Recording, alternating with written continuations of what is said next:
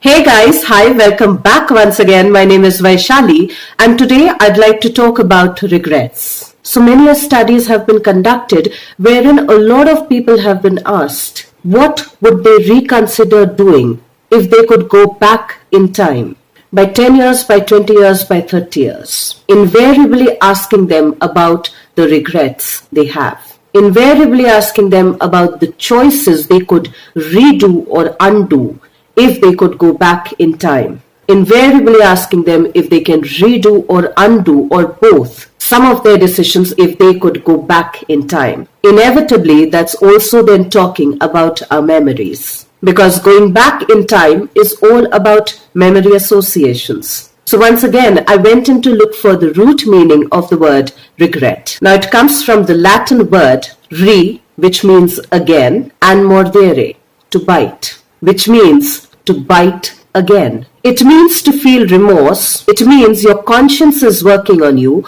Your past actions are biting you back and making you feel regretful.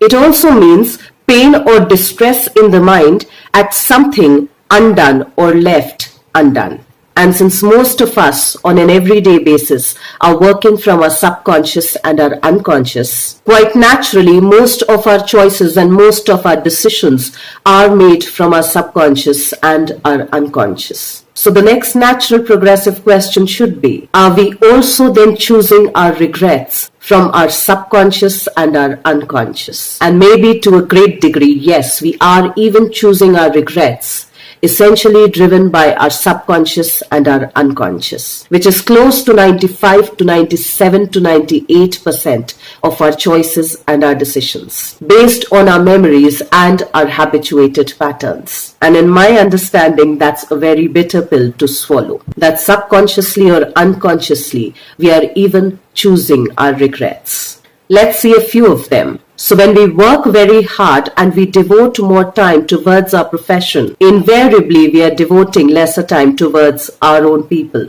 Invariably we might be connecting a little lesser with them. And yes, of course, we can have the demarcation between quality time and quantity time. But how exactly do we spend those quality hours will also be primarily dictated by our subconscious and our unconscious, the one that is not very obvious. In fact, I had recently had a talk with a parent who was so dedicated towards their profession that they missed out on the early years of their child's growing up life. And despite being very accomplished in their profession, they regret not having spent that time with their child. They regret that the actual parents to the child who provided the child some nurturing and some nourishment were the child's grandparents, was the child's babysitter. Mothers or homemakers who are so dedicated towards being mothers and homemakers that they regret not knowing how to function in the outside world.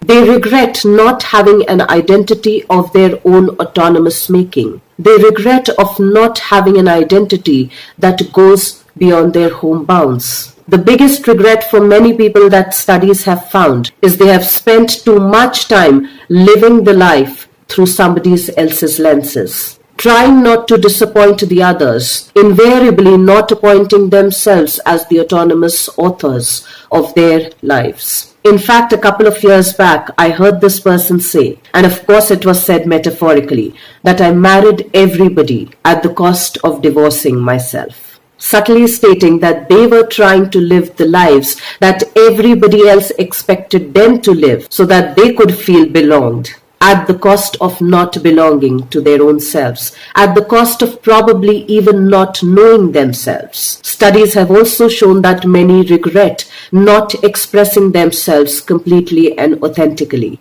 not expressing their needs and wants so that they don't come across as being needy. And they had gotten so far away from their wants and needs that they essentially lost touch with what they needed and what they wanted. Many also said that they stayed in places, in spaces, and situations because they thought that it would make them feel less lonely. Much later to realize that they can be in places and spaces and situations where they are surrounded by 1,000 and 10,000 people, but they still feel lonely. And unless we begin to reflect on our choices that are essentially driven by our subconscious and our unconscious, we'll never probably be able to take ownership of our regrets. And if we can't take ownership of our regrets to redo or undo them, somewhere we can't even take complete ownership of our choices and our decisions, most of which are running from our subconscious and our unconscious. So I'd like to state a quote by Brene Brown over here. I believe that what we regret most are our failures of courage. Whether it's the courage to be kinder, to show up, to say how we feel, to set boundaries, to be good to ourselves. For that reason, regret can be the birthplace of empathy. Which means that if we are able to reflect on our regrets in more conscious and mindful ways, we just might be able to use them to make more courageous choices, more empathetic choices for ourselves and towards others. So let's try and reflect on that a little more, because the more we become aware of the choices that we have made towards those regrets that came with those unconscious choices, the more it empowers us to make better choices. Regrets may also help us understand our personal values a little better. Let's try and do that for ourselves individually and collectively. And I will see you once again the next week. Till then, stay tuned in. And guys, if you do like the contents of my videos, please do like, share, and subscribe.